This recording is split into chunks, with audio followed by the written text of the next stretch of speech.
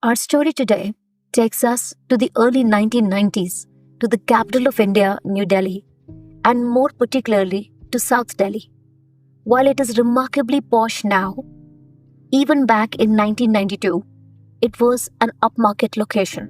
Just a couple of years before the events of our story, India had liberalized its economy and a new India was taking shape. An India epitomized by our heroine, a 22-year-old law student who was driving down a busy road on a February morning and chatting with a friend who is seated beside her. As she halts at a red light, just about then, a young man gets off from his bike and begins to pound his fists all over her car. He keeps yelling her name in a menacing tone and endlessly repeats, "You can run, but you can't hide." Hundreds of people witness this occurrence, and even the on-duty traffic police officer takes notice. That young man was so brazen that he lay on her car's bonnet and snatched the keys from the young woman's hands. These frightened women were stranded in rush hour traffic without keys to their car. So the traffic police officer on duty rushed them to the nearest police station, and there this woman files her 11th FIR. On this particular day, she writes, "To the station house officer, Police Station Arkipuram, New Delhi. Sir, I have to report that I am an LLB student residing with Colonel S.K. Dhar at B1/4 Safdarjung Enclave, New Delhi. For the past 4 months, I have been constantly harassed by a man named Santosh Kumar Singh, a law faculty student who has now finished his LLB. I have repeatedly asked him not to harass me, but he persisted, even to the extent of coming to my house at odd hours. I brought this to the notice of my uncle, Colonel S.K. Dhar, who also tried to reason with him. However, the man continued to persist in harassing me on every possible occasion in the faculty as well as outside. He started coming to my house, but my uncle was away, and I had to instruct the servant not to allow him in. My mother was in town earlier this month, and she also tried to reason with him on more than one occasion. Today again, when I left the house at 10:30 a.m.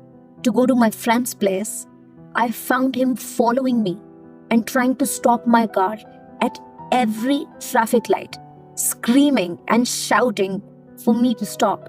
I complained to the traffic policeman, LLB second year law student, February 26, 1995. This woman was 25-year-old Priyadarshini Mattu, born July 23, 1970 to her parents Rajeshwari and Chamanlal. Her mother was a music professor and artist, and her father had retired as the chief engineer from the power department. The family gave their 3 children very thoughtful names: Priyadarshini, which means one who's pleasing to the eye, and her sister Sangeeta, which means one who's full of joyous song, and Hemant, which is the month of autumn, the most pleasing month.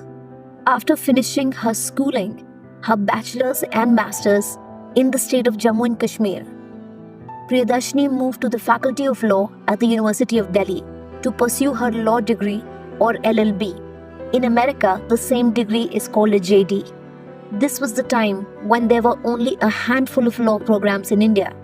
So Priyadarshini had made it to what can be understood to be the Yale or the Harvard Law School of India.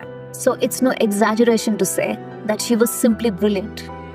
This law school has constantly graduated the most prominent attorneys in India, and it was at the same law school that she met her stalker, Santosh, who was from a mighty and influential family. In fact, his father, J.P. Singh, was the then Inspector General of Police in the Indian Union Territory of Pondicherry.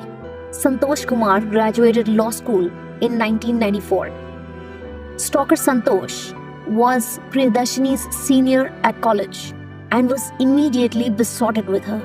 His actions mirrored the quintessential Bollywood villain archetype of the 1980s and 1990s. But this guy took it too far. He started stalking her, telephoning at her residence and at the hospital where her mother was being treated. He obsessively followed her, tormented her at the university, broke into her apartment, and accosted her in lonely places everywhere. Despite Priyadarshini's requests and pleadings, he didn't stop. In fact, he told her he would follow her to hell and back. This nightmare continued from the end of 1994 to January of 1996. Priyadarshini lodged 11 police complaints against him, for which he was made to simply apologize to her. Due to the lack of reprimand and laxity by the police, things escalated and a police escort was later provided to her. And yet the stalking continued, and stalker Santosh pursued his activities single-mindedly. But every single time, he was let go with just a warning, except once when he was arrested for a couple of hours and later released on a personal bond. In retaliation, on October 30th, 1995, stalker Santosh filed a complaint to the university authorities, alleging that Priyadarshini was simultaneously pursuing two courses, a Master's in Commerce and an LLB, violating the rules of the university. Due to the complaint, the university sent Priyadarshini two show cause notices demanding an explanation. Stalker Santosh also sent two more reminders to the university authorities to take swift action against Priyadarshini. Not only this, but he kept pushing this matter further, to which Priyadarshini Mattu had to submit an explanation. She had finished her master's degree in commerce in 1991 before stepping into LLB at the University of Delhi. In addition, she told the authorities yet again about the repeated harassment of the past 1.5 years. Everyone knew that the complaint was malicious, but as per the rules, the results of her law 5th semester were withheld until the complaint was cleared. But all this time, her mother was frequently in and out of the hospitals. And in addition to the harassment by Santosh, she was taking care of so many family matters. On the fateful day of January 23rd, 1996, the Mattu family wakes up bright and early and prepares to head out on a cloudy, cold day. They wait for the personal security officer, Rajinder Singh, to turn up. When he doesn't, they leave their residence at around 9 a.m. Priyadarshini drives her parents to the High Court at T. Hazari at around 10:15 a.m. and then heads to the campus to attend her regular 11:15 a.m. class. She also fills in paperwork for the elective courses she was planning to take in the last semester of law school. And that's when her personal security officer, Rajinder Singh, turns up. Next, she drives back to the court to pick up her parents, but she doesn't see them. So she drives back with the personal security officer in tow back to her home around 1:25 p.m. Then she asked the security officer to go back and come back to her residence around 5:30 in the evening. An hour after she reaches home, her house help, Virinder Prasad, leaves the residence to go meet up with a friend and run some errands around 2:30 p.m. And then he returns around 4:30 p.m. He then leaves the residence again to take the dog out for a walk and buy some medicines around 4:55 p.m. Minutes after he leaves, stalker Santosh knocks on Priyadarshini's door, where he gains entry on the pretext that he had come to negotiate a compromise to facilitate the withdrawal of the complaints. She starts conversing with him at the door, and that's when he throws the door open and enters the home. She tries to barricade herself in the bedroom, but she's pushed and overpowered, and then he forces himself on her. Then, as if this was not enough, he takes his bike helmet and bashes her face not once, not twice, but 14 times. And then a final coup de grace was when he strangled her with an electric cord. At around 5:30 p.m., Vrinder Prasad, the Mattu family servant, returns to find Priyadarshini deceased. He rushes towards the home of the neighbor Kupuswamy, and together they call the police. Almost simultaneously, Constable Rajinder Singh reaches the Mattu's apartment. The police surrounds the house shortly after the call is made, and about an hour later, by 7:30 p.m., Priyadarshini's parents finally arrive home to find their worst nightmare had unfolded in their absence. Before they had the time to process or grieve what had unfolded, they had to stay strong and immediately inform the police about all that had happened thus far. While all this was happening, Stalker Santosh went as usual to attend his evening classes at the Indian Law Institute, arriving just a few minutes late, obviously giving himself an alibi. The police recorded 5 witness statements on the spot that evening, and Stalker Santosh immediately became a person of interest on the night of the 23rd and the morning of the 24th of January 1996. He is brought before Inspector Lalit Mohan, and the inspector notices some tenderness on the right hand and an injury which was not bandaged or plastered. Inspector Mohan then sends Stalker Santosh for a medical examination at Safdarjung Hospital around 3:45 a.m. by Dr. R.K. Vadwa, who finds 2 wounds on Stalker Santosh. One, a swelling on the right hand side, and the second, scar marks on the lower limbs and on his chest. The doctor also x-rayed his right hand and found a metacarpal bone injury. Stalker Santosh was then allowed to go home and was directed to visit the police station at 9 a.m. on the 25th of January 1996. He was then interrogated on that day and advised to visit the police again the next morning. In the meanwhile, the technicians were working on the crime scene, where they found a large quantity of blood in the immediate vicinity of Priyadarshini's body. Her body had been stuffed underneath a double bed. Her hair had been pulled out of her head and was found all over her jacket, which was lying near her body. Broken pieces of glass were also found in the immediate vicinity of the body, and the entire place was swabbed for fingerprints. In addition, there was a dog sword called on site. The body was photographed from all angles. Hair samples, nail scrapings, everything were collected. Everything usually seen on television was covered on this day. While this seems like fantastic speed by some standards, all this was possible thanks to all the paperwork and the complaint Priyadarshini had filed before her murder. In the meantime, 3 doctors conducted Priyadarshini's post-mortem on the 25th of January 1995 at Safdarjung Hospital in Delhi, just a few kilometers away from her residence. At the end of 1 hour, the doctors found the following. A ligature mark was found on her neck, and the cause of death was asphyxia.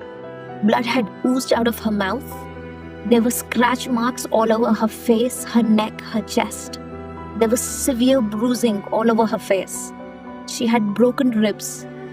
Several graze wounds were all over her chest.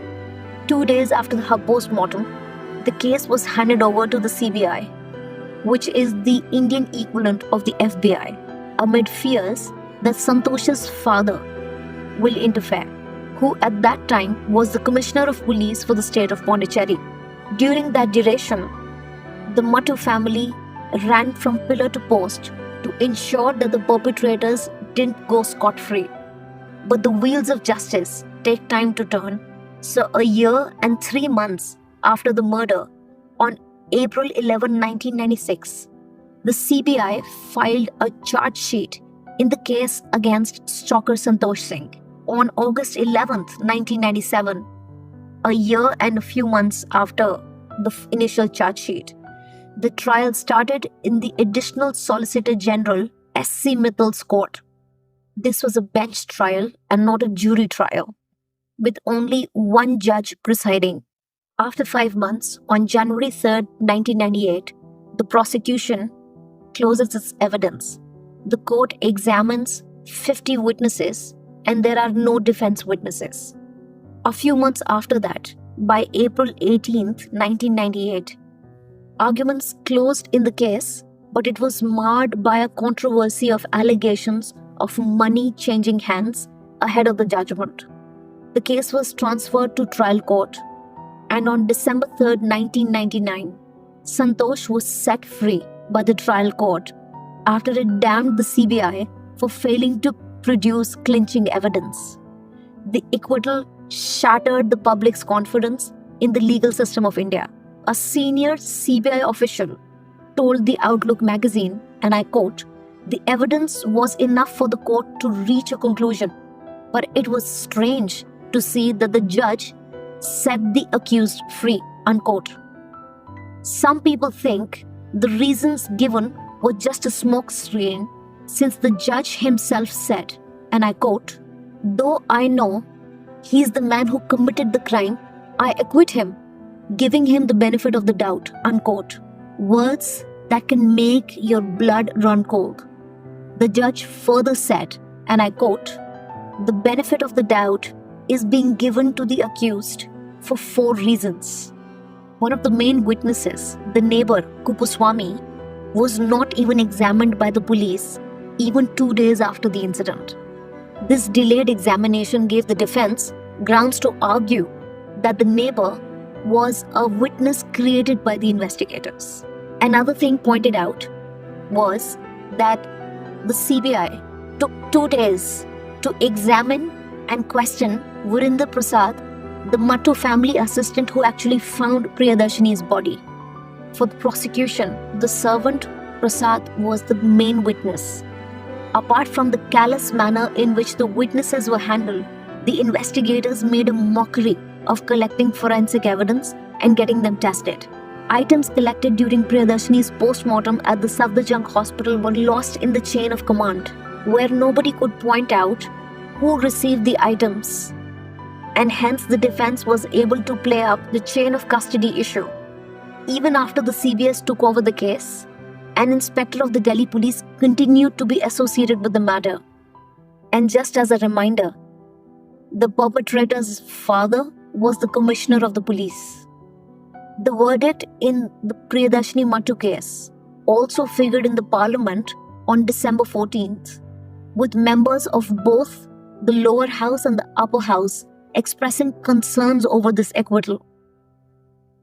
On February 29th of the year 2000, 4 years after Priyadarshini's murder, CBI appeals the Delhi High Court against the judgment of the acquittal of Stalker Santosh. In all these intervening years, the Mattu family was left to live with the pain of this absolute injustice. However, something interesting happened that brought about a change in the cultural fabric of urban India.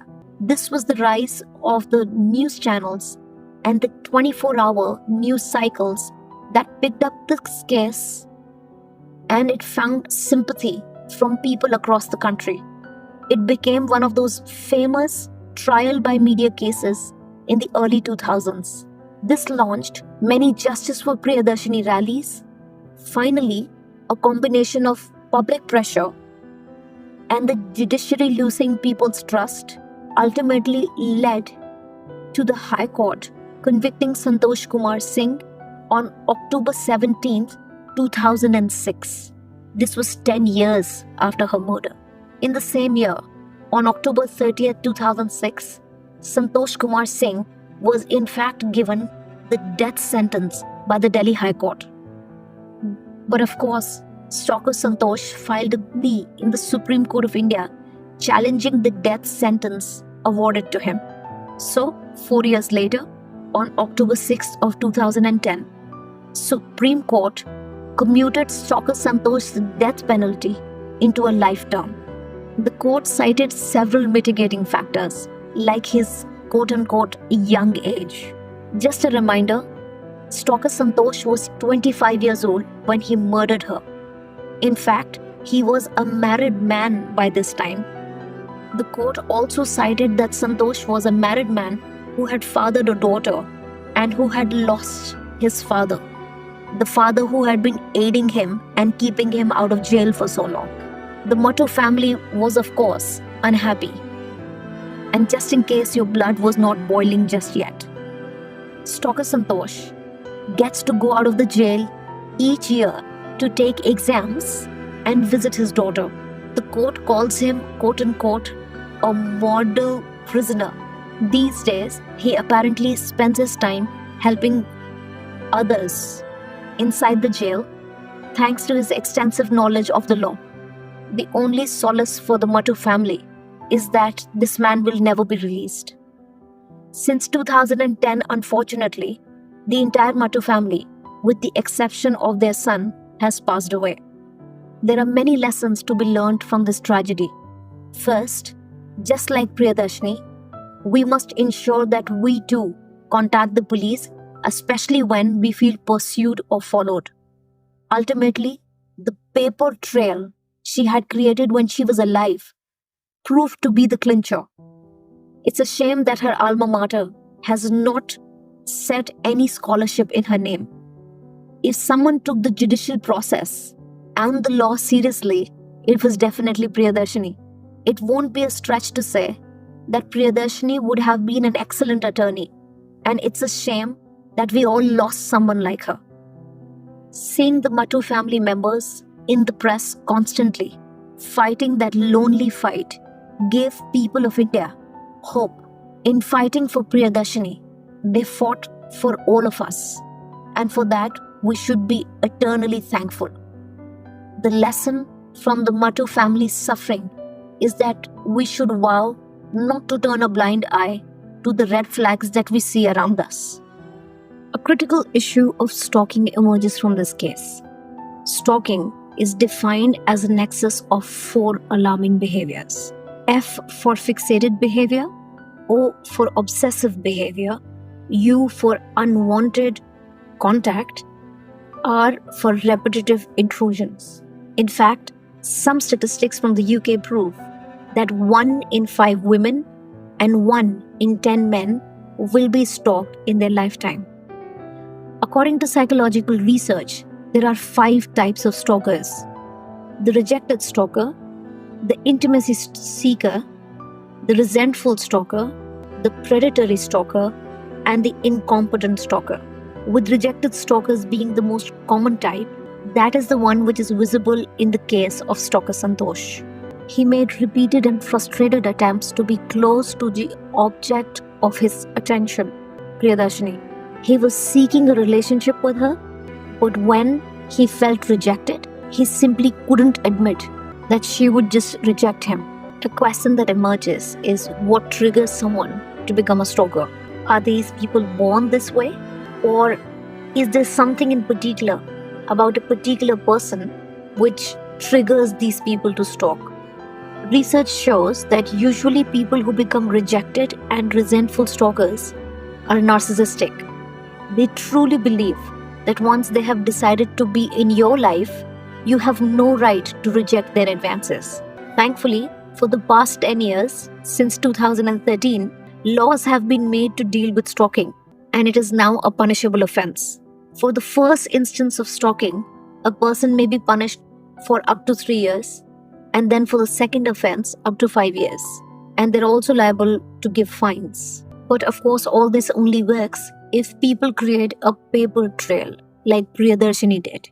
If the police had stepped in and given Stalker Santosh swift, certain, and severe punishment, then perhaps Priyadarshini's life would have been spared. People like Stalker Santosh learn to commit crimes because they're nurtured into believing that they can get away with anything. And that's why vigilance is so necessary. Okay, Didi, so in the case of Priyadarshini Mattu, in her killing, of course, you were telling me something really interesting when I was narrating the story to you. You were actually telling me that Santosh was not just a simple stalker. He was basically someone who's called an erotomaniac. Can you explain who's an erotomaniac and what is erotomania? So, erotomania is a delusional disorder in which person, could be stalker or anyone, they falsely believe that someone is in love with them, even when there is no evidence to support it. It's just, it's in their head. So it's common in stalkers who become obsessed with their victims. And when the victim rejects them, they believe that it is a test or that someone is forcing the victim to say no. Yeah. They don't easily accept a no that can come out of the victim. So basically, what you're saying is that Santosh was an erotomaniac who basically was the kind of stalker, like any other stalker, who could not handle rejection. Definitely. So that's why he had this intense rage upon the so-called humiliation that he suffered when she said she continued to say no to him, right? No to his advances, Absolutely. right? And basically, the killing can be seen as Santosh's way of taking back control for the so-called humiliation that he thought he felt, right? Yeah, so she was rejecting his love.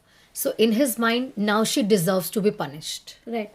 So, Didi, do you think that Santosh also suffered from narcissistic rage? Okay, before we diagnose that based on the story, let's understand what narcissistic rage is. So, narcissistic rage occurs when someone with a fragile ego experiences rejection, humiliation, or loss of control. It is most common in entitled, powerful men who are used to getting what they want. And once they face rejection, they do not process it like normal people would do, and they see it as a personal attack, and this attack must be avenged. So when we look at the explanation, do you think he had narcissistic rage? I think so. I mean, he was the son of the police commissioner, the commissioner who was at one point the head of Goa and then later became the head of all of New Delhi, right? So Santosh was basically steeped in privilege, he was steeped in power, and of course a person with that kind of social status who basically had never faced any kind of rejection, as you rightly pointed out. So he had never been told no, and he just couldn't take it because he had never probably heard that word before. That's why it's so important that parents, time and again say no to their children. It's probably the most fundamental things all parents should do, right? So Didi, do you think that Santosh had signs of narcissistic rage? Yes, I with certainty I can say that, because first he stalks the victim, then he terrorizes her, he broke into the home, and then finally kills her. So this was the escalation in his behavior. Then there is extreme overreaction to rejection. Yeah. Instead of moving on, taking no as a no, he saw her rejection as an insult to his identity. Because as you rightly pointed out, when parents do not say no to their children, that simple word can take somebody's life. Right. And then, Yeah, because even if you see the way he killed her, it's not just that he killed her. He basically tried to erase this woman. He smashed her face in, he smashed her skull in. He of course sexually assaulted her as well. It shows an extreme anger by which he basically was saying, if I can't have you, nobody can. And to the extent where even in death, I would not even leave your face. So, all her identity, of course. Santosh shows that he had a damaged ego, right? He had this need to destroy just to simply take control, right? So, Didi, would you agree with me if I say that he killed her basically because he was not only getting off on her, but he was also getting off on the power and control that he basically got from murdering her? I agree actually. You very rightly pointed it out. Okay, Didi. So we'll stop our criminological and psychological analysis of the Priyadarshini Mattu case here. Until we see you again, stay collectively vigilant.